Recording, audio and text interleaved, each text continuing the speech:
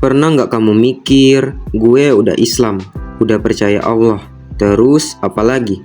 Nah, ternyata dalam Islam ada 3 konsep yang saling berkaitan: Islam, iman, dan juga ihsan. Dan 3 hal ini bukan sekadar istilah buat dihafalin pas bilangan agama.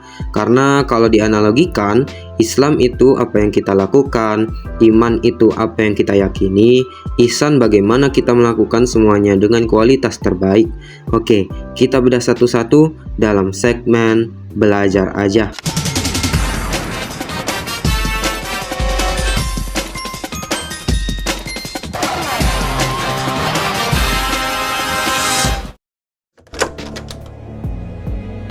Oke, kita mulai dari yang pertama. Kalau disederhanakan, Islam itu tentang ketundukan dan kepatuhan kita kepada Allah Subhanahu wa Ta'ala. Jadi, bukan cuma gue Muslim, udah, tapi ada bukti dari apa yang kita lakukan. Dan bukti paling dasarnya terangkum dalam 5 rukun Islam: syahadat, salat, zakat, puasa, dan haji bagi yang mampu. Nah, gampangnya, kalau Islam itu sebuah game, ini bagian actionnya. Kita nggak cuma tahu aturannya, tapi kita menjalankannya. Misalnya, azan berkumandang, kita tahu sholat itu wajib, terus kita sholat. Simple, tapi jangan berhenti di sini. Karena melakukan sesuatu belum tentu berarti kita benar-benar memahami dan meyakininya. Dan disinilah kita masuk ke bagian kedua.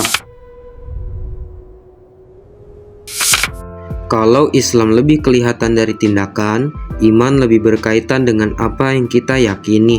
Tapi jangan sampai iman cuma berubah jadi hafalan Allah, malaikat, kitab, rasul, hari akhir, qada dan qadar.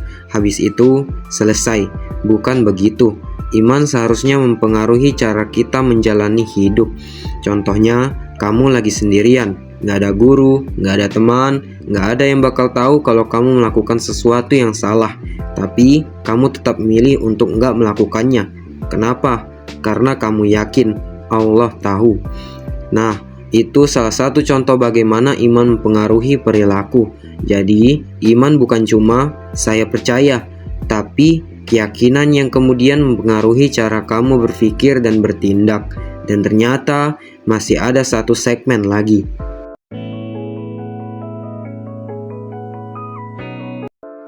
Ihsan adalah bagaimana kamu melakukannya. Dalam hadis Jibril, Rasulullah SAW menjelaskan bahwa ihsan adalah beribadah kepada Allah seakan-akan kamu melihatnya. Dan kalau kamu tidak mampu melihatnya, yakinlah bahwa Allah melihat kamu.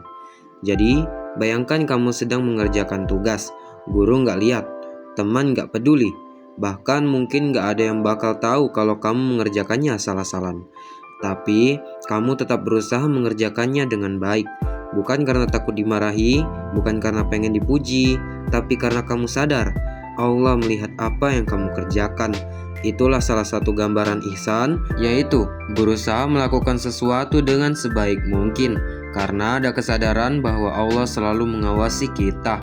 Dan sekarang, kita udah punya 3 istilah: Islam, iman, dan ihsan. Tapi kalau cuma dijelasin satu-satu, kita masih belum tahu satu hal yang penting. Sebenarnya, apa hubungan ketiganya?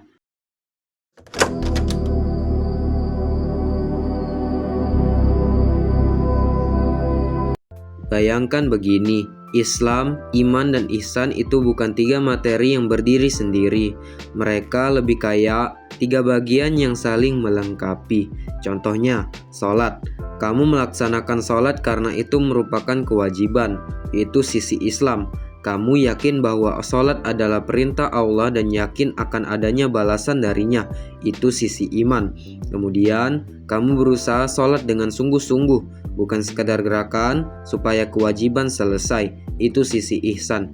Jadi, kalau digabung, Islam memberikan tindakannya, iman memberikan keyakinannya, ihsan memberikan kualitasnya.